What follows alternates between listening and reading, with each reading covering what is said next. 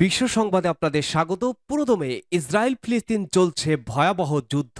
অবৈধ দখলদার ইহুদিবাদী ইসরায়েল এরই মধ্যে কেড়ে নিয়েছে ৩৫,০০০-এর বেশি ফিলিস্তিনের প্রাণ। জাতিসংঘের হিসাবে গাজায় পুনর্গঠনে লেগে যাবে ৮০ বছর। এর পরেও থামতে নারাজ মধ্যপ্রাচ্যের বিস্ফোরা ইসরায়েল। গো ধরে আছে ইসরায়েলের খুনের নেতা নেতানিয়াহু। গুড়িয়ে দিতে হবে রাফা শহর। এত কিছুর পরেও জায়নবাদীদের প্রধান লক্ষ্য ফিলিস্তিনের স্বাধীনতাকামী সংগঠন হামাসকে ধ্বংস করা তো দূরের কথা, উল্টো এর মধ্যেই ইসরায়েলের ঘুম কেড়ে নিয়েছে হামাস। প্রতিরোধ যোদ্ধাদের নতুন কৌশলে চোখে সর্ষে ফুল দেখছে ইসরায়েলের সেনা। ঠিক তখনই ইসরায়েলের বিরুদ্ধে আরও ভয়ঙ্কর রূপে হাজির লেবানন ভিত্তিক সামরিক গোষ্ঠী হিজবুল্লাহ। জানিয়ে দেব যুদ্ধের বর্তমান পরিস্থিতি নিয়ে সর্বশেষ আপডেট সংবাদ। শুরুতেই শিরোনাম। আলহামদুলিল্লাহ, এবার আর রক্ষা নেই দখলদার ইসরায়েলের ঘুম কেড়ে নিয়েছে হামাস। তাদের বিপজ্জনক আক্রমণে ব্যতিব্যস্ত ইসরায়েল দিশেহারা। তৎপরতা বাড়িয়েছে হিজবুল্লাহর যোদ্ধারাও। হিজবুল্লাহর তাণ্ডবে অস্থির ইসরায়েল। এদিকে রাফা অভিযান ঘিরে কূটনৈতিকভাবে চতুর্মুখী চাপে ইসরায়েল। চতুর্মুখী কূটনৈতিক চাপে একঘরে হয়ে যাচ্ছে নেতানিয়াহু। জানিয়ে দেব বিশ্ব বলদপী শক্তির হৃৎপিণ্ডে আঘাত করেছে ইরান। আইআরজিসি প্রধানের মন্তব্য। অপরদিকে যুক্তরাষ্ট্রের যুদ্ধ জাহাজে এবার হুতিদের হামলা। এদিকে ভয়ঙ্কর পরমাণু ক্ষেপণাস্ত্র পরীক্ষা। রাশিয়ার ইউক্রেন যুদ্ধে পশ্চিমাদের নাক গলানো নিয়ে ইউরোপে পরমাণু যুদ্ধের শঙ্কা। ভয়ে থরকম্প শুরু হয়ে গেছে পশ্চিমা জোট ন্যাটোয়। জানিয়ে দেব অবশেষে জামিন পেলেন পাকিস্তানের সাবেক প্রধানমন্ত্রী ইমরান খান। এবং সর্বশেষ জানাবো পদ্মবাহিনী ২০০ আসনও পাবে না। বিজেপি হারলে ইন্ডিয়া জোটকে বাইরে থেকে সমর্থন করবে তৃণমূল ঘোষণা মমতার। শুনছিলেন আন্তর্জাতিক গণমাধ্যমের প্রকাশিত সর্বশেষ আপডেট সংবাদগুলোর শিরোনাম। এবারে থাকবে বিস্তারিত। ভিউয়ার্স, আজকের সংবাদ সম্পর্কে আপনার মূল্যবান মতামত লিখে জানান। জানিয়ে দিন কোন স্থান থেকে এই সংবাদ শুনছেন অথবা দেখছেন। ভিডিওটি ভালো লাগলে লাইক, কমেন্ট, শেয়ার করে সবার আগে সবশেষ আপডেট সংবাদ পেতে চ্যানেলটি সাবস্ক্রাইব করে পাশের বেল বাটনে প্রেস করুন। ইসরায়েল ফিলিস্তিন চলছে ভয়াবহ যুদ্ধ। হিজবুল্লাহ তাণ্ডবে অস্থির ইসরায়েল। ফিলিস্তিনের স্বাধীনতাকামী সংগঠন হামাসকে ধ্বংস করা তো দূরের কথা, তাদের সঙ্গে চলমান যুদ্ধে ইসরায়েল যে কোনো লক্ষ্যই অর্জন করতে পারবে না সেটি স্বয়ং আমেরিকার নীতি নির্ধারক থেকে শুরু করে সামরিক কর্তারাও মেনে নিলেও রাফা অভিযান এগিয়ে নিতে এখনো অটল ইসরায়েলের খুনে নেতা নেতানিয়াহু। তবে রাফা অভিযানের প্রস্তুতির মধ্যেই ইসরায়েলের ঘুম কেড়ে নিয়েছে হামাস। প্রতিরোধ যোদ্ধাদের নতুন কৌশলে চোখে সর্ষে ফুল দেখছে ইসরায়েলের সেনাদল। ঠিক তখনই ইসরায়েলের বিরুদ্ধে আরো ভয়ঙ্কর রূপে হাজির লেবানন ভিত্তিক সামরিক গোষ্ঠী হিজবুল্লাহ। তাদের বিপজ্জনক আক্রমণে ব্যতিব্যস্ত ইসরায়েলকে দিশেহারা করতে তৎপরতা বাড়িয়েছে হামাসের সবচেয়ে বিশ্বস্ত সহযোগী লেবাননের প্রতিরোধ আন্দোলন হিজবুল্লাহ। লেবানন থেকে ইসরায়েলের বিভিন্ন শহরে ক্রমাগত হামলা চালিয়ে তেল আবিবকে অস্থির করে রেখেছে লেবানিজ যোদ্ধারা। প্রতিদিনই আক্রমণের ধার বাড়াচ্ছে নাসরুল্লাহর শিষ্যরা। ইসরায়েলের প্রতিরক্ষা বাহিনী আইডিএফ বলছে মঙ্গলবার লেবানন থেকে মাউন্ট হারমনে একযোগে 10টি রকেট আঘাত এনেছে। ইসরায়েলের একটি গোয়েন্দা বেলুনও লেবানন সীমান্তে ভূপাতিত হয়। আইডিএফ জানিয়েছে হিজবুল্লাহর মিসাইল হামলার পর বেলুনটি লেবাননে বিধ্বস্ত হয়েছে। এদিকে উত্তর ইসরায়েলে আদমিতের কাছে এক সামরিক স্থাপনায় অ্যান্টি ট্যাঙ্ক গাইডেড মিসাইল হামলা চালিয়েছে হিজবুল্লাহ। টাইমস অফ ইসরায়েল জানিয়েছে এই হামলায় এক ইসরায়েলি বেসামরিক ব্যক্তি নিহত এবং 5 সেনা সদস্য আহত হয়েছে। তবে ওই হামলায় সামরিক স্থাপনার ক্ষয়ক্ষতির বিষয়ে কোনো কিছুই জানায়নি আইডিএফ। এই ধকল কাটিয়ে উঠতে না উঠতেই পরের দিন আরো বড় হামলা চালিয়েছে হিজবুল্লাহ। বুধবার লেবাননের ভূখণ্ডের ভেতর থেকে ইসরায়েলের দিকে একযোগে 60টি রকেট ছুড়ে হামলা করা হয়েছে। এই হামলা এমন সময় করা হয়েছে যখন হামাসের শীর্ষ নেতারা হাসান নাসরুল্লাহর সঙ্গে বৈঠক করছিলেন। লেবাননের সংবাদ মাধ্যম আল মানার জানিয়েছে লেবানন থেকে উত্তর ইসরায়েলের হারমন পর্বতের দিকে 60টিরও বেশি রকেট ছোড়া হয়েছে। আইডিএফ এর বরাতে ইসরায়েলি সংবাদ মাধ্যমগুলো জানিয়েছে বিমান প্রতিরক্ষা বেশ কয়েকটি রকেটকে থামাতে পারলেও বাকিগুলো আঘাত করতে সক্ষম হয়। হামলার দায় স্বীকার করেছে হিজবুল্লাহ নিজস্ব ওয়েবসাইটে প্রকাশিত এক বিবৃতিতে। আধা সামরিক গোষ্ঠীটি জানিয়েছে যে তারা মাউন্ট হারমানের এয়ার ট্রাফিক কন্ট্রোল ঘাঁটিতে কয়েক ডজন কাতিউষা রকেট, ভারী রকেট এবং আর্টিলারি সেল নিক্ষেপ করে। হিজবুল্লাহ আরও দাবি করেছে, বিতর্কিত শিবা ফার্মস এলাকায় একটি ইসরায়েলি এলাকায় নতুন করে স্থাপিত গোয়েন্দা ঘাঁটিতেও হামলা চালিয়েছে। গোষ্ঠীটি বলেছে, মঙ্গলবার রাতে ইসরায়েলি ড্রোন হামলায় হোসেন ইব্রাহিম মক্কি নামে তার একজন কমান্ডারকে হত্যার প্রতিক্রিয়ায় বুধবার আক্রমণগুলো করা হয়েছে। লেবাননের ন্যাশনাল নিউজ এজেন্সির এক প্রতিবেদনে বলা হয়েছে, দক্ষিণ লেবাননের টায়রে এলাকায় একটি গাড়িতে চালানো ওই হামলায় হিজবুল্লাহ 2 সদস্য নিহত হয়েছেন। তাদের মধ্যে একজন ফিল্ড কমান্ডার ইব্রাহিম মক্কি রয়েছেন। ইসরায়েলের সেনাবাহিনীও এই খবর নিশ্চিত করেছে। এদিকে ইহুদিবাদী ইসরায়েলের সেনা ঘাঁটিতে হামলা চালাতে নতুন মিসাইল ব্যবহার করেছে হিজবুল্লাহ যোদ্ধারা। নতুন করে উন্মোচিত এই মিসাইলের নাম জিহাদ মুগনিয়া। এটি সুনির্দিষ্ট লক্ষ্যবস্তুতে নিখুঁতভাবে আঘাত হানতে পারে বলে জানিয়েছে লেবাননের সশস্ত্র গোষ্ঠীটি। এর আগে হিজবুল্লাহ নেতা হাসান নাসরুল্লাহ এক টেলিভিশন ভাষণে বলেছেন, গাজা যুদ্ধে ইসরায়েল তাদের পরাজয় এবং অতল গহরের মধ্যে একটি ঐতিহাসিক সংশয়ের সম্মুখীন হচ্ছে। যদি যুদ্ধ বন্ধ করে দেয় সেটি হবে তাদের পরাজয়, আর যুদ্ধ চালিয়ে গেলে অতল গহরে হারিয়ে যেতে হবে ইসরায়েলকে। চতুর্মুখী কূটনীতিক চাপে এক ঘরে ইসরায়েল। গাজা উপত্যকায় গেল 8 মাস ধরে স্থল ও আকাশ থেকে হাজার হাজার পাউন্ড বোমা ফেলেছে ইসরায়েল। এসব গোলা বারুদের আঘাতে ধ্বংস হয়েছে হাজার হাজার বাড়িঘর সহ বহু অবকাঠামো, কেড়ে নিয়েছে 35,000-এর বেশি ফিলিস্তিনের প্রাণ। জাতিসংঘের হিসাবে গাজায় পুনর্গঠনে লেগে যাবে 80 বছর। এরপরেও থামতে নারাজ মধ্যপ্রাচ্যের বিস্ফোরা ইসরায়েল। গো ধরে আছে, গুড়িয়ে দিতে হবে রাফা শহরও। গাজা এমনিতেই মানবিক সংকট চরমে, শোনা যাচ্ছে দুর্ভিক্ষের পদধ্বনি। সেখানের বেশিরভাগ নারী শিশু এক বেলাও খাবার পাচ্ছেন না।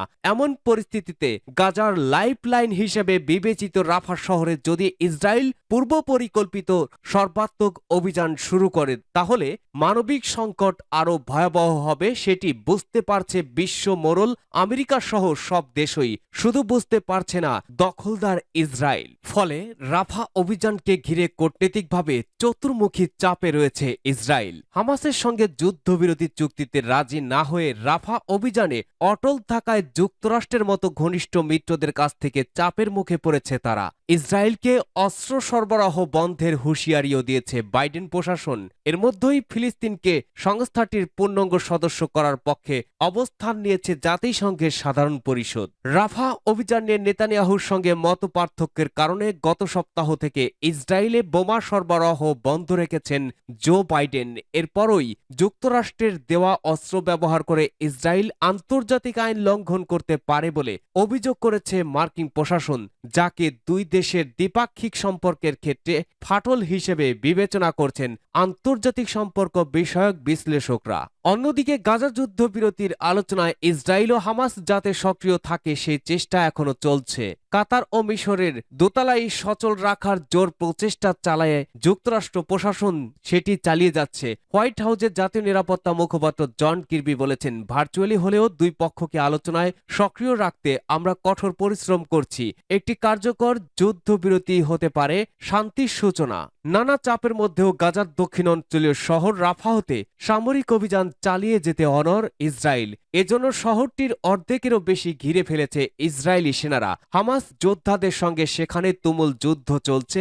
স্থানীয়দের রাফা ছাড়ার নির্দেশ দেওয়া হয়েছে। এরই মধ্যে 4.5 লাখেরও বেশি বাসিন্দা শহর ছেড়ে গেছেন, তবে বেশিরভাগই কোথায় যাবেন সেটি তাদের অজানা। হামাসকে ধ্বংসের কারণে বিভিন্ন শহরের অ্যাপার্টমেন্ট, হাসপাতাল, মসজিদ ও স্কুলে ব্যাপক ধ্বংসযজ্ঞ চালিয়েছে ইসরায়েলের নেকড়েরা। এরপরেও নির্মূল করা যায়নি ফিলিস্তিনি স্বাধীনতাকামী সংগঠন হামাসকে। উল্টো হামাস মুক্ত বলে দাবি করা এলাকাগুলো আবারও স্বরূপে ফিরেছেন আল কাসাম ব্রিগেডের প্রতিরোধ যোদ্ধারা। একদিকে চতুর্মুখী কূটনীতিক চাপ, অন্যদিকে যুদ্ধক্ষেত্রে হামাস আতঙ্কে কার্যত অস্তিত্বের সংকটে আছে ইসরায়েল। বিশ্ব বলদবী শক্তির হৃৎপিণ্ডে আঘাত করেছে ইরান, বলেছে আইআরজিসির প্রধান।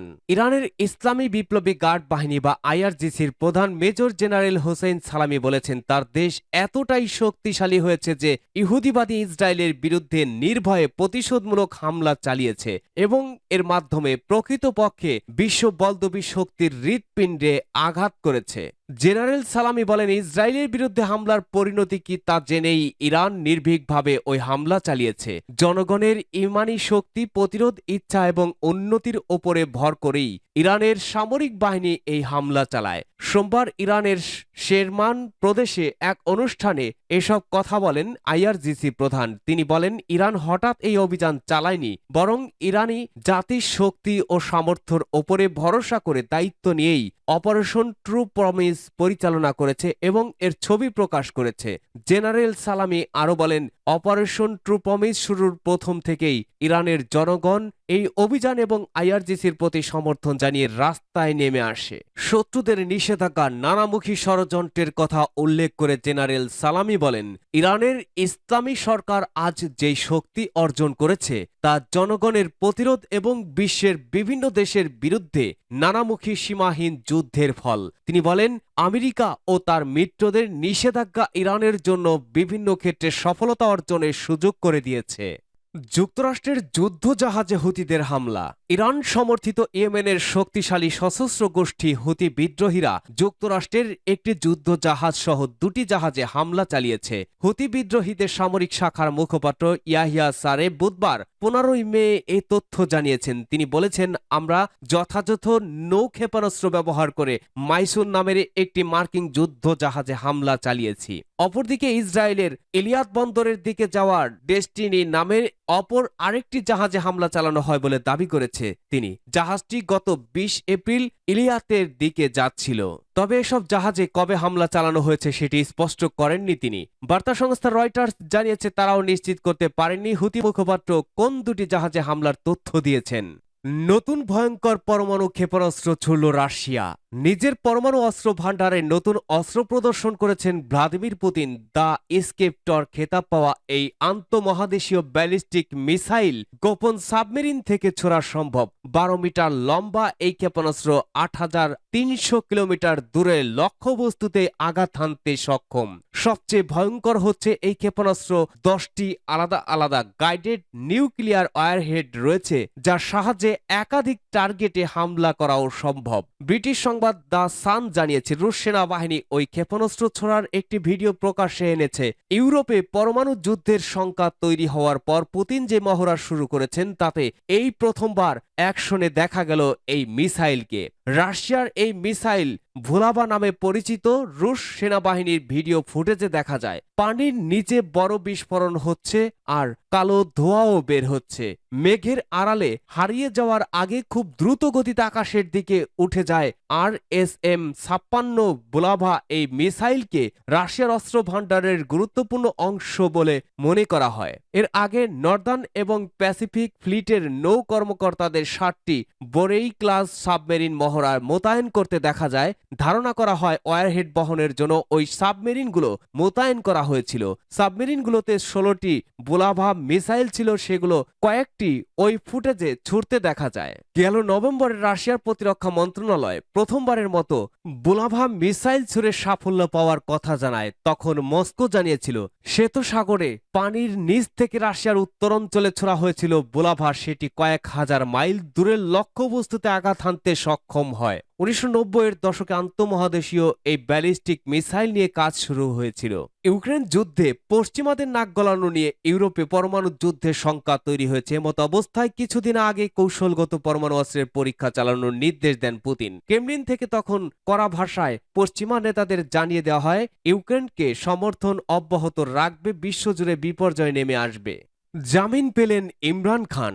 190 মিলিয়ন পাউন্ড কেলেঙ্কারির মামলায় জামিন পেয়েছেন পাকিস্তানের সাবেক প্রধানমন্ত্রী ইমরান খান। বুধবার ইসলামাবাদ হাইকোর্ট IAC তাকে এই জামিন দেয়। ইসলামাবাদ হাইকোর্টের IAC তাকে এই জামিন দেন। প্রধান বিচারপতি আমির ফারুক ও বিচারপতি তারিক মাহমুদ জাহাঙ্গীরি এই রায় দেন। উভয় পক্ষের যুক্তিতর্ক শুনে এই রায় দেওয়া হয়। ইমরান খানকে 10 লাখ রুপি বন্ড জমা দেওয়ার নির্দেশ দিয়েছেন আদালত। খবর জিয়া নিউজের। পদ্মবাহিনী 200 আসনও পাবে না। বিজেপি হারলে ইন্ডিয়া জোটকে বাইরে থেকে সমর্থন করবে তৃণমূল, মমতার ঘোষণা। ভারতে চলমান লোকসভা নির্বাচনে প্রধানমন্ত্রী নরেন্দ্র মোদীর নেতৃত্বাধীন পদ্ম বাহিনীর 400 আসনের দাবি করলেও 200 পাবে না বলে ভবিষ্যদ্বাণী করেছেন পশ্চিমবঙ্গের মুখ্যমন্ত্রী মমতা বন্দ্যোপাধ্যায়। তিনি জানিয়ে দেন, ভোটের পর বিজেপি হারলেই বিরোধীদের ইন্ডিয়া জোটকে বাইরে থেকে সব রকম সাহায্য করবে তৃণমূল কংগ্রেস। পঞ্চম দফা ভোটের দিন কয়েক আগে বুধবার হুগলিতে এক নির্বাচনী জনসভায় তিনি বলেন, 4 দফার যে ভোট গ্রহণ হয়েছে তাতে বিজেপি হারবে, বাকি 3 দফাতেও জেতার খুব একটা সম্ভাবনা নেই। অনেক চিৎকার করবে, এনিয়ে বিনিয়ে কথা বলবে, জুলুমবাজি করবে, কিন্তু জিততে পারবে না। মমতা আরো বলেন, আমি দিল্লির কথা বলছি, সেখানে ইন্ডিয়া জোটকে নেতৃত্ব দিয়ে বাইরে থেকে সমর্থন দিয়ে সরকার গঠন করে দেব আমরা, যাতে বাংলার মা বোনদের কোনো অসুবিধা না হয়, 100 দিনের কাজের টাকা না আটকায়। উল্লেখ্য, 4র্থ দফা নির্বাচনের দিন ভোটের সম্ভাব্য ফলাফল ঘোষণা করেছিলেন মমতা। তার দাবি 315টি আসনে জিতে এবার সরকার গঠন করবে ইন্ডিয়া জোট। এদিন হুগলির সভাতে দলের অবস্থান নিয়ে স্পষ্ট বার্তা দিলেন তিনি।